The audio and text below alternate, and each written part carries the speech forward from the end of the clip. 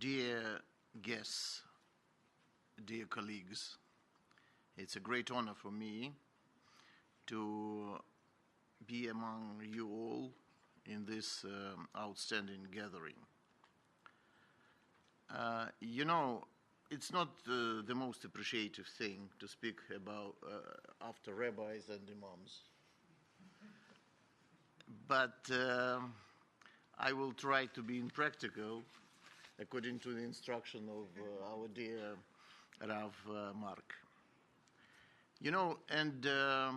Speaking about practical things, I do think that the most important thing, which is uniting all of us here today, is that we are all believers in the strength of the word. Word. That's true. Is a very strong thing which is all uniting us. And speaking about word, we have to understand in what world we are living today. And in 15th century, I'm repeating this formula many times. In the 15th century, a very famous philosopher, Foma Akvinsky, formulated a very interesting formula to describe the society at that time. Ignoranta affectata. It means the society doesn't want to recognize something which is not suitable for it. And this is a very dangerous trend. Very, very dangerous trend. And if we are speaking about young generation, we have also to understand that today we are facing the young generation which is not interested in deep understanding of the reality, of the lessons of our tragedies, mutual tragedies. And there is another expression for this. We call it tabula rasa. It means clean page.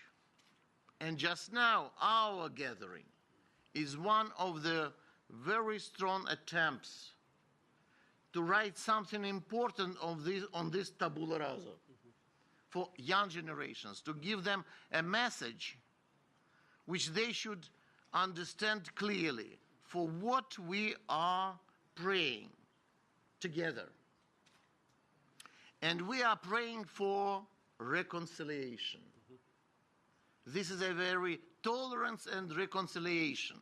These words are leading words should be leading words in our society, in Europe, in America, in the world. Just to be practical, I want to share with you my recent experience. In October, it was a very interesting conference in Dubrovnik, in the center where, all these conflicts took place in Balkans. All presidents of all fighting sides were there, a very big conference. This conference was organized by the Council, by the European Council of the Tolerance and Reconciliation. I'm the co-chairman with the former president of Poland, Mr. Kwasniewski, of this conference. And it was a very, very interesting discussion during this conference. What are the rules of reconciliation? What are the rules how to live together in peace and harmony? And, I didn't have very optimistic expectations before this conference, because I had an idea that it could be too demagogical, too out of practical things and practical recommendations. And I was surprised that I was wrong. I want to formulate very shortly, three principles which came out how to live with tolerance and reconciliation. The rule number one, education is so important. But what kind of education? Not in the school, not in the university, before 6 years old, in the kindergartens. This is the most important thing for our future. We have to invest attention, money, and everything in our kids when they are very, very small and very, very young. Second thing, the main foundation for tolerance and reconciliation for all of us should be the historical truth. We should be sure that we are speaking on the same basis. Historical truth. And the best way to fix that historical truth, to say what is black and what is white, is to fix it even after tragedies in a very legal way. The best example after the biggest tragedy of the 20th century is Nuremberg Tribunal. 70 years after Nuremberg Tribunal, we still know what was white and what was black. And the third thing, which is, from my point of view, one of the most important, is that we have to understand clearly, rabbis and imams, Jews and Muslims, we should teach each other what are the rules to be tolerant and the rules how to reconcile each other. I'm speaking about legislation. Legislation, but this is the very important thing. We have to understand the political leaders are the slaves of their own doctrines. It's so difficult for them to find the peace, and we know this from all our experience. Something should be above diplomacy. Something should be above politics, law. The law should be above it. But we don't have laws in Europe about strong set of laws about tolerance and reconciliation. And this is very important. Yesterday we had a private dinner with our friends and we discussed this. The idea is how to make depersonification of the peace process. It should be above our wish, above our will.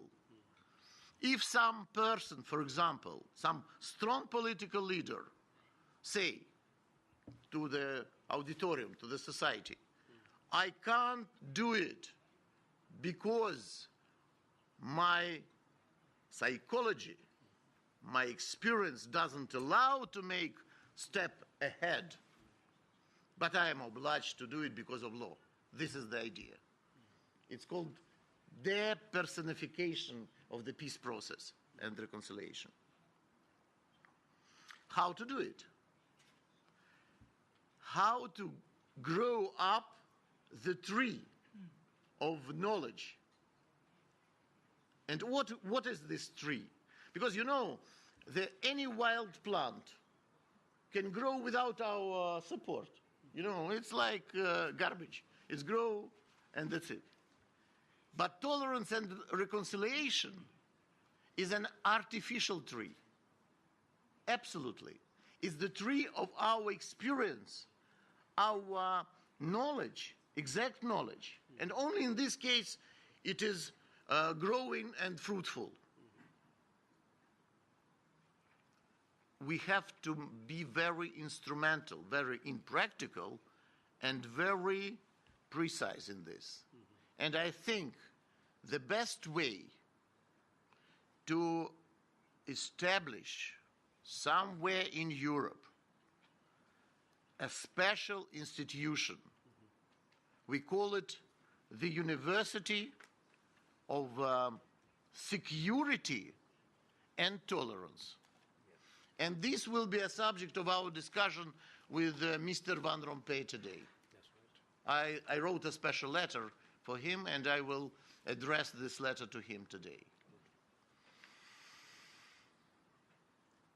Just to finish,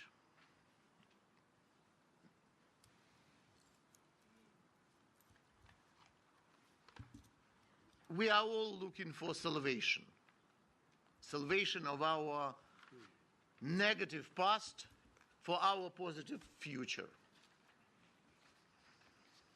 But today, it's an excellent opportunity to make the first step.